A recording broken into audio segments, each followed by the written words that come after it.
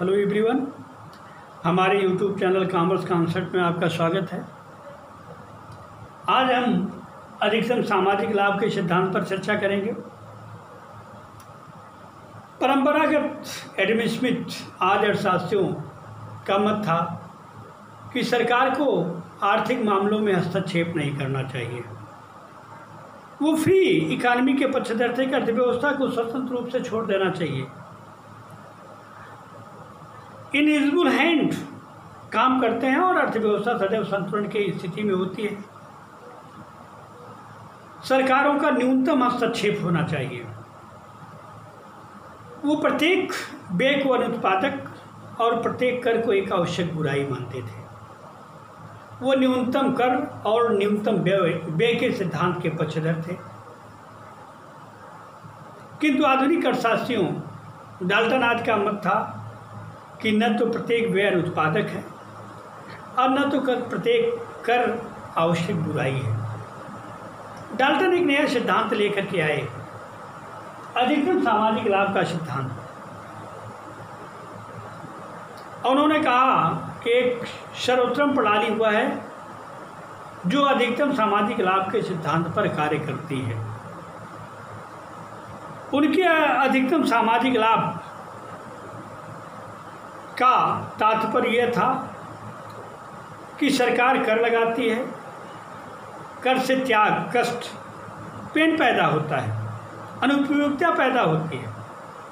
तो सरकार के द्वारा लगाए जाने वाले करों से उत्पन्न होने वाला सीमांत त्याग, सीमांत अनुपयोगिता तथा सरकार के द्वारा किए जाने वाले व्यय से उत्पन्न होने वाली सीमांत उपयोगिता लाभ, जहाँ दोनों बराबर हों, वही बिंदु अधिकतम लाभ का बिंदु होगा। उनके सिद्धांत को बताने के पहले कुछ उनकी मान्यताएं थी। नंबर 1,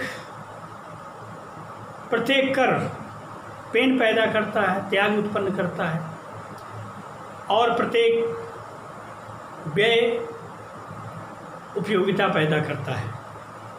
नंबर 2, उन्होंने आय में केवल टैक्स को सम्मिलित किया, अन्य किसी भी प्रकार की आय को सम्मिलित नहीं किया। अनुदान, उपहार, ब्याज, व्यापारिक आय, किसी भी प्रकार की आय को उन्होंने सम्मिलित नहीं किया। उन्होंने पब्लिक रेवेन्यू में केवल टैक्स को सम्मिलित किया, ओनली टैक्स। तीसरा, उन्होंने कहा कि बैलेंस बजट होना चाहिए, न तो सरप्लस होना चाहिए न तो डेफिसिट होना चाहिए, अर्थात जितनी आय है उतने का ही बजट बनना चाहिए। अगली मान्यता उनकी थी कि सार्वजनिक व्यय से उत्पन्न होने वाली उपयोगिता घटते हुए क्रम में होती है, डिमिनिशिंग सोशल एडवांटेज। घटता हुआ जो सीमांत उपयोगिता मिलती है वो घटती जाती है, प्रत्येक व्यय से उत्पन्न होने वाली सीमांत उपयोगिता घटती जाती है। और लास्ट था कि प्रत्येक कर से उत्पन्न होने वाला त्याग बढ़ता जाता है। तो ये सिद्धांत की मान्यताएं थी। उनके सिद्धांत का अध्ययन 3 भागों में बांटकर किया जाता है। आय व्यय की सीमा। नंबर 1, आय व्यय की सीमा। क्या सीमा होनी चाहिए, किस सीमा तक सरकारों को आय व्यय कर लगाना चाहिए और सार्वजनिक व्यय करना चाहिए कि अधिकतम सामाजिक लाभ के सिद्धांत का पालन हो सके।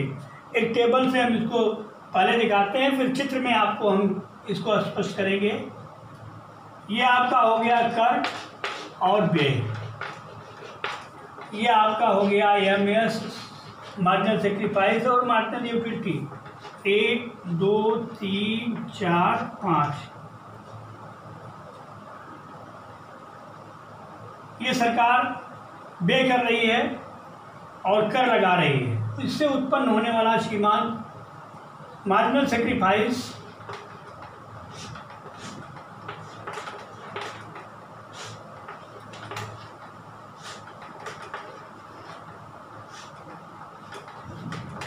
उपयोगिता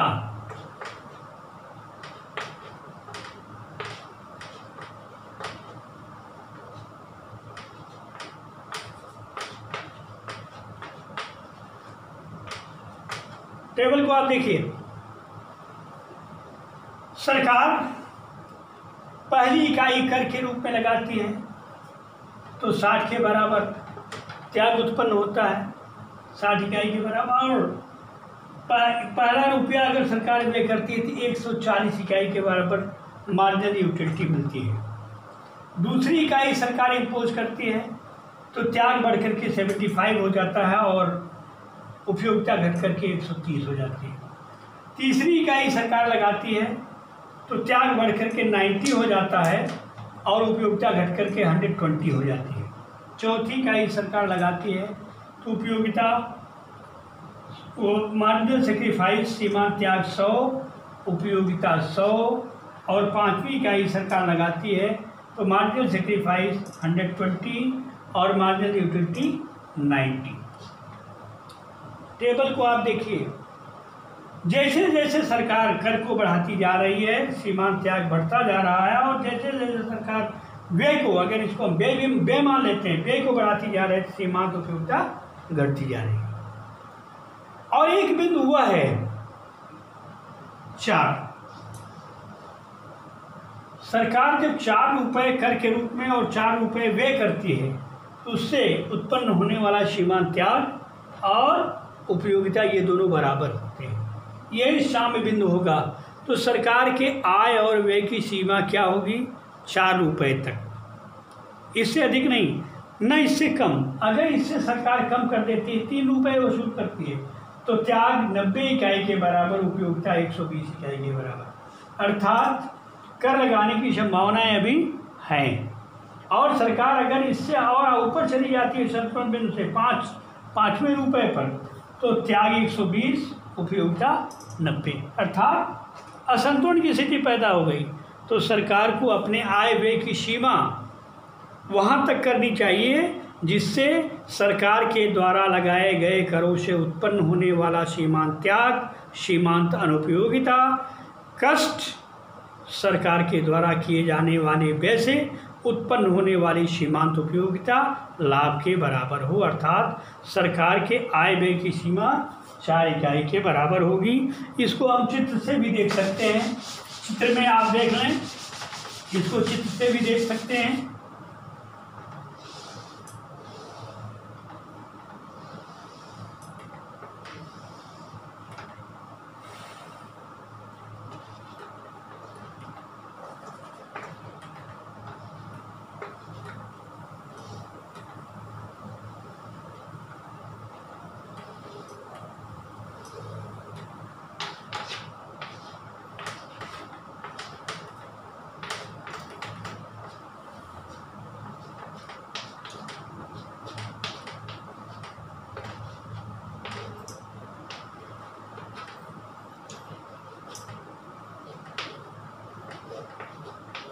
चित्र को देखिए, जो अभी हमने टेबल में आपको दिखाया वही चीज़ हम आपको चित्र में दिखा रहे हैं। सरकार के आय व्यय की सीमा क्या होनी चाहिए, अधिकतम सामाजिक लाभ कहाँ मिल रहा है, किस बिंदु पर मिल रहा है।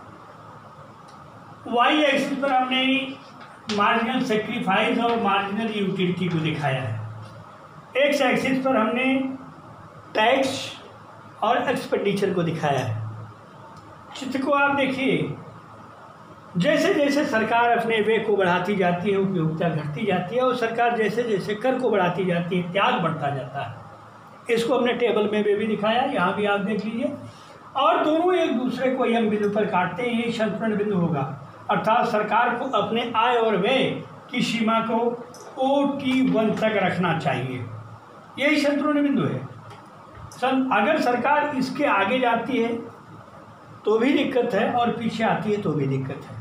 सरकार यदि 1 मिनट के लिए मान लीजिए सरकार अपने कर और व्यय दोनों की सीमा को OT1 से घटा कर OT कर लेती है, उस स्थिति में मिलने वाला त्याग L1T के बराबर है और उपयोगिता L और T के बराबर है। अर्थात इतनी सीमांत उपयोगिता उसको अधिक मिल रही है L और L1 के बराबर। ये अर्थात कर लगाने की संभावनाएं अभी हैं। सरकार कर लगा करके अपने सामाजिक कल्याण को अधिक कर सकती है। अगली स्थिति है, यदि संतुलन बिंदु से हम बढ़ा करके कर और व्यय दोनों को OT1 से बढ़ा करके OT2 कर देते हैं, तब क्या स्थिति पैदा होती है?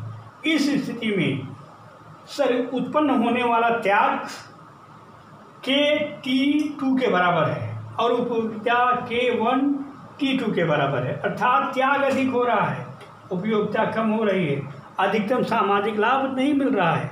अर्थात उस बिंदु पर, जैसा कि परिभाषा में हमने बताया कि सरकार के द्वारा लगाए गए करों से उत्पन्न होने वाला त्याग, अनुपयोगिता तथा सरकार के द्वारा किए जाने वाले व्यय से उत्पन्न होने वाली सीमांत उपयोगिता दोनों बराबर हों, वही संतुलन बिंदु होगा और यही अधिकतम सामाजिक लाभ की स्थिति होगी।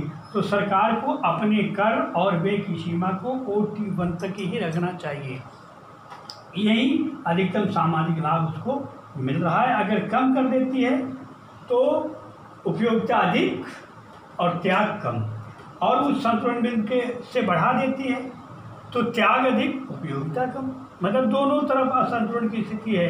अर्थात सरकार को अपने आय व्यय की सीमा का निर्धारण OT1 तक करना चाहिए। अगला है सिद्धांत की व्याख्या का दूसरा क्रम, करों का आवंटन कर लिए जा रहे हैं। कर कैसे लिए जाएं, कर कितना कितना लिया जाए, किससे कितना लिया जाए। करों का आवंटन इस प्रकार से होना चाहिए कि उत्पन्न होने वाला त्याग बराबर हो, समसीमांत त्याग, ये गोशेन का नियम है।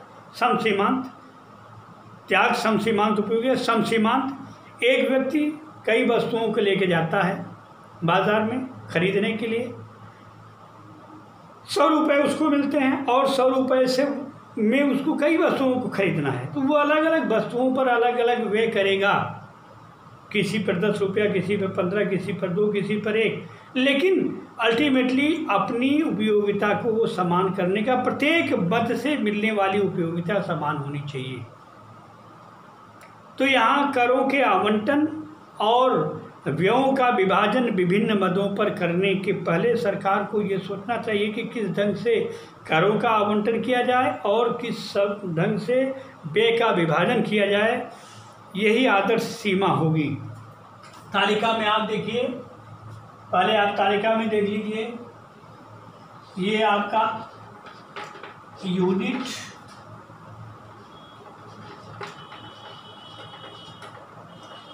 डी 4 हैं।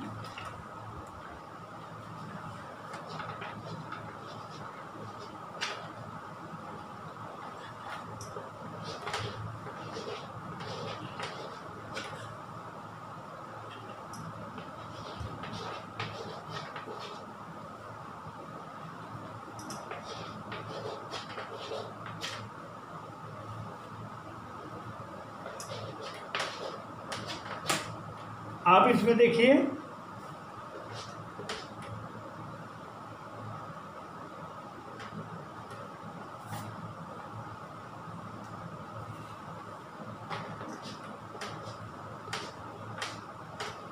टेबल को आप देखिए, सार्वजनिक ये आपकी मार्जिनल यूटिलिटी है। 4 मदें हैं, 4 क्षेत्र हैं, चिकित्सा है, स्वास्थ्य है, बिजली है, उद्योग है। 4 क्षेत्रों में सरकार को व्यय करना ABCD।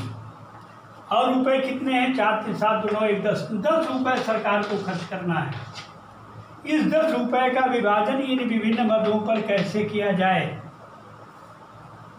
कि मिलने वाली उपयोगिता समान हो। किसी पर अधिक खर्च होगा, किसी पर कम खर्च होगा। जैसा कि अभी हमने बताया कि एक व्यक्ति 100 रुपये लेकर के बाज़ार में जाता है और एक पूरी लिस्ट लेकर के बहुत सारी चीज़ें उसको उसमें खरीदनी है। वो किसी पर 10 व्यय करता है, किसी पर 20, किसी पर 2, किसी पर 5, लेकिन अल्टीमेटली उसकी प्रत्येक वस्तु से मिलने वाली उपयोगिता समान होती है। बल्कि व्यय की इकाइयाँ भले अलग अलग हैं, लेकिन उपयोगिता सभी मदों से, सभी वस्तुओं से मिलने वाली समान है। यहाँ आप टेबल को देखें, डी पर वह 1 रुपया खर्च करेगा और खर्च करके 4 इकाई के बराबर उपयोगिता प्राप्त करेगा। सी पर वह 2 रुपया खर्च करेगा और 4 इकाई के बराबर उपयोगिता प्राप्त करेगा। डी पर वह 3 रुपया खर्च करेगा बी पर और 4 इकाई के बराबर उपयोगिता प्राप्त करेगा। और ए पर वह 4 रुपया खर्च करेगा। मीन्स अपने 10 रुपये का विभाजन विभिन्न मदों पर इस प्रकार करेगा कि सभी से मिलने वाली उपयोगिता 4, 4, 4 और 4 ये बराबर हैं। जैसा कि अभी हमने आपको बताया कि व्यय भले अलग अलग हैं लेकिन मिलने वाली उपयोगिता समान होनी चाहिए। व्ययों का आवंटन इस प्रकार से विभिन्न मदों पर किया जाएगा कि मिलने वाली उपयोगिता बराबर हो। डी पर 1 रुपया, सी पर 2 रुपया, बी पर 3 रुपया और ए पर 4 रुपया। इसी को हम चित्र में भी दिखा देते हैं।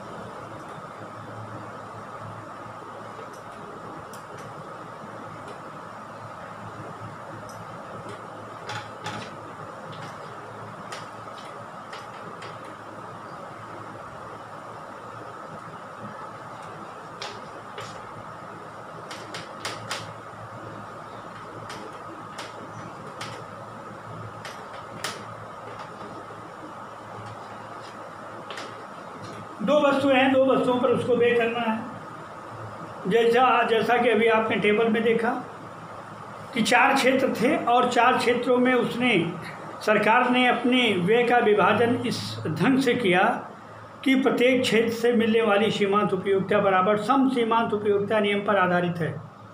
उपयोगिता बराबर है, व्यय भले अलग अलग है। उसी को आप चित्र में देखिए।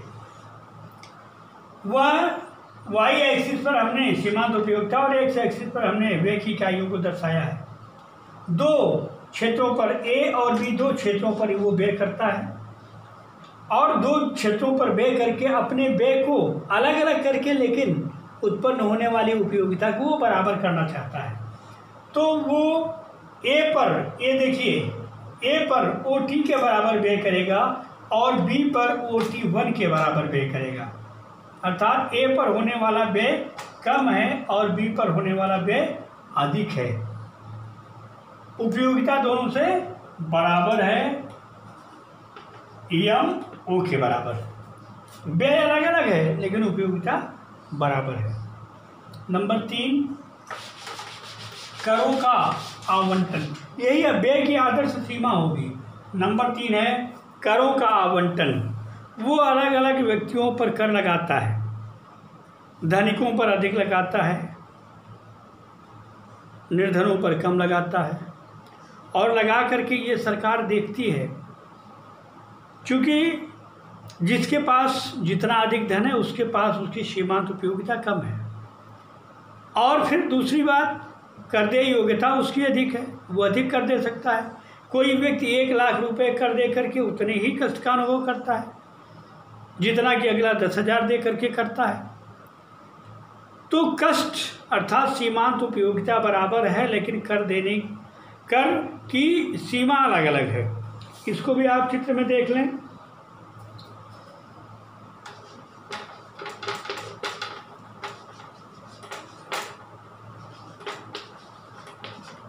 चार व्यक्ति हैं ABCD। 10 रुपये प्राप्त करना है।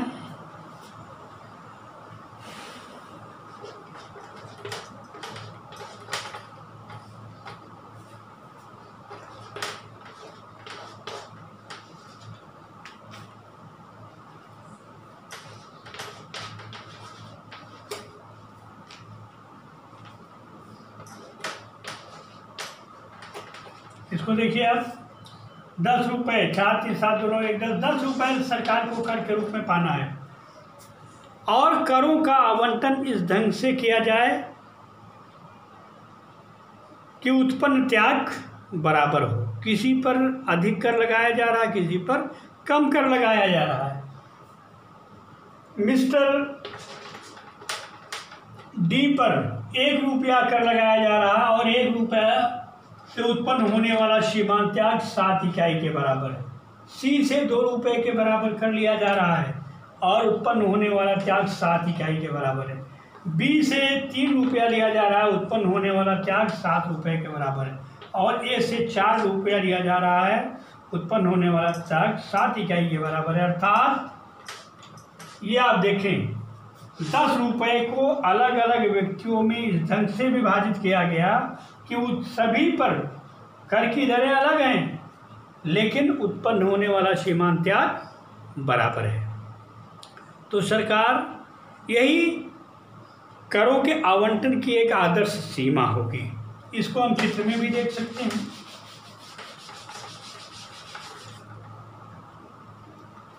चित्र में आप देख लीजिए,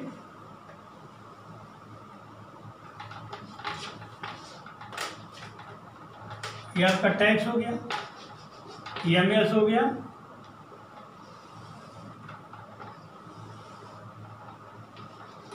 ए बी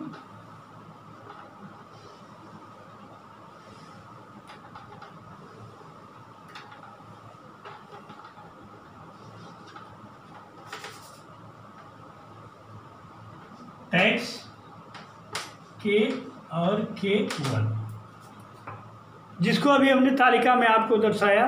ए और बी दो क्षेत्र हैं जहां सरकार कर लगा रही है, 2 व्यक्ति हैं जहां सरकार कर लगा रही है। सीमांत त्याग बराबर होना चाहिए, कर की दरें भले अलग अलग हों। और सीमांत त्याग बराबर करने के लिए मिस्टर ए को OK1 के बराबर कर देना पड़ेगा और मिस्टर बी को OK के बराबर कर देना पड़ेगा, तभी दोनों का सीमांत त्याग OP के बराबर होगा। तो कुल मिलाकर के डाल्टन का सिद्धांत ये कहता है कि करों, सरकार के द्वारा लगाए जाने वाले करों से उत्पन्न होने वाला सीमांत त्याग, कष्ट, पेन तथा सरकार के द्वारा किए जाने वाले सामाजिक व्यय से उत्पन्न होने वाली सीमांत उपयोगिता जिस बिंदु पर बराबर होंगे वही अधिकतम सामाजिक लाभ का बिंदु होगा और वही अधिकतम सामाजिक लाभ उसी बिंदु पर प्राप्त होगा। इस वीडियो में बस इतना ही। अगले वीडियो में इसकी कमियों को, इसकी आलोचना को हम स्पर्श करेंगे। धन्यवाद।